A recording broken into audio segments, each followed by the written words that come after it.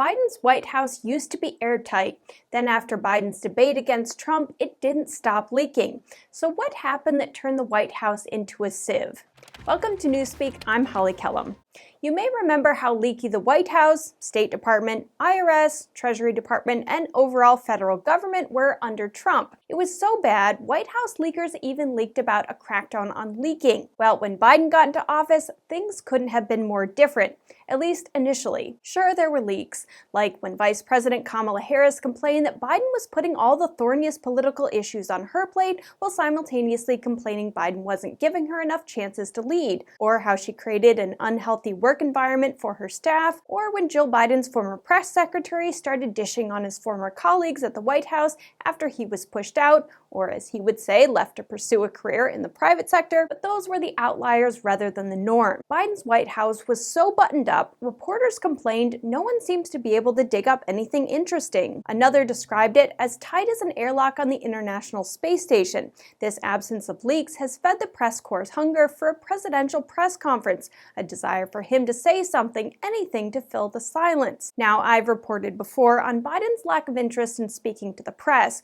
which I'm sure has only fed that hunger. But strangely, that hasn't led to massive numbers of journalists showing up for White House press briefings like you might expect. Here's footage of the briefing room on the same date at the same point in Biden's presidency. But I digress. Washington reporters have speculated that the reason we don't get the same palace intrigue stories from the Biden White House is because there is just less factionalism in the Biden White House. Leaks were one way that staffers who lost out on policy debates could air their grievances as well as try to persuade the president of their view by getting the public on their side. And then there are the leaks meant to test out policy ideas to gauge public opinion, like when draft memos were leaked about Homeland Security's plans to prosecute anyone who smuggled children into the U.S. As media critic Paul Farhi wrote in April of 2021, early forecasts of major policy proposals on the horizon, aka the grand tradition of the Washington trial balloon, a story we're not getting to read these days. Leaks are also used by staffers and politicians to smear their rivals. That is, when they can get away with it. If you're a reporter worth your salt, you don't take a politician's word for anything, especially when it has to do with their rivals, not even what they had for lunch that day. But like I said, those kinds of leaks were minimal in the Biden White House. That is, until they weren't. Overnight, Biden's White House seemed to turn into a sieve. 5 days after the debate, the New York Times reported that several current and former officials and others who encountered him behind closed doors noticed that he increasingly appeared confused or listless, or would lose the thread of conversations. That same day, Axios reported more than a dozen White House and campaign aides told Axios officials on President Biden's White House and campaign staffs say they're feeling rage, sadness, frustration, and resolve over his debate performance and his team's response to it. 2 days later, leakers told the New York Times that Biden told governors he needed more sleep and less work at night, specifically no events after 8 p.m. Hardly the upbeat attitude we had heard from the campaign and the White House about Biden's age and election prospects publicly. Does the president have the stamina, physically and mentally, do you think, to continue on even after 2024? Don, you're asking me this question. Oh my gosh, he's the president of the United States. You know, I can't even keep up with him. We just got back from New Mexico. We just got back from California. That is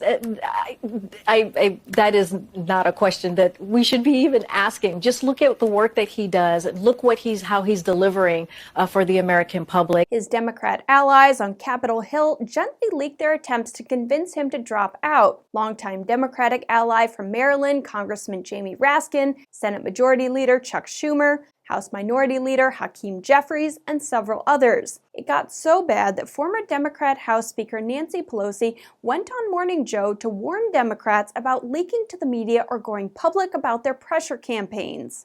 And I've said to everyone, let's just hold off. Whatever you're thinking, either tell somebody privately, but you don't have to put that out on the table until we see how we go this week. Now, thanks to the leaks, we also know that she was one of the ones pressuring Biden to drop out behind the scenes. And not only that, for those vulnerable rank-and-file lawmakers who reached out to her seeking guidance, two sources said that Pelosi advised that they speak their conscience in the days leading up to Biden's stunning decision to drop out. Wow, that's quite a different view from what we saw going on publicly, which is why journalists work so hard to get those inside scoops. Now, another name you may have heard in the news recently is Biden's former running mate, Barack Obama. Through leaks to the media, we know that Obama was one of the Democrat heavyweights who wanted Biden to end his campaign. But instead of going to Biden directly, he communicated through leaks to the media. That could be because of the reported grudge Biden has nursed since the 2016 election when Obama supported rival Hillary Clinton over Biden. Clinton losing that election and him winning in 2020 only made Biden's feelings of betrayal worse. The Times also said people close to Obama believed it was the tense history that made Obama reluctant to be more direct. And Biden reportedly didn't take all this leaking well. According to the New York Times, Mr. Biden has been around politics long enough to assume that the leaks appearing in the media in recent days are being coordinated to raise the pressure on him to step aside, according to people close to him. However, Biden might only have his stubbornness to blame for this. The New York Times reports that going public, some said, might cause the president to dig in even more, and some were reluctant to have their names attached to statements because they worry about his reaction to a pile on from his friends. NBC also reported that throughout Democrats' painful 3-week ordeal, Pelosi never publicly called on Biden to quit the race, neither did Schumer or Jeffries. Doing so could infuriate Biden and cause him to become intransigent and never step aside. And if you thought the White House and campaign leaks would stop once Biden quit the race, you would be wrong. Now we're hearing, thanks to Biden aides leaking to Axios, that the Biden campaign was worried about Harris's election chances should Biden drop out. So there you have it. Leakers in Biden's White House and campaign have come out of the woodwork, and the media is having a field day with all the behind-the-scenes reporting they're now able to do. So what do you think about all this leaking? Is it good for our politics, or do you think leaks cause more damage than good? Let me know in the comments below, and if you like this video, please share it with your friends, like, subscribe, and leave a comment for the Cookie Monster, the algorithm. Once again, I'm Kellum, and you're watching Newspeak.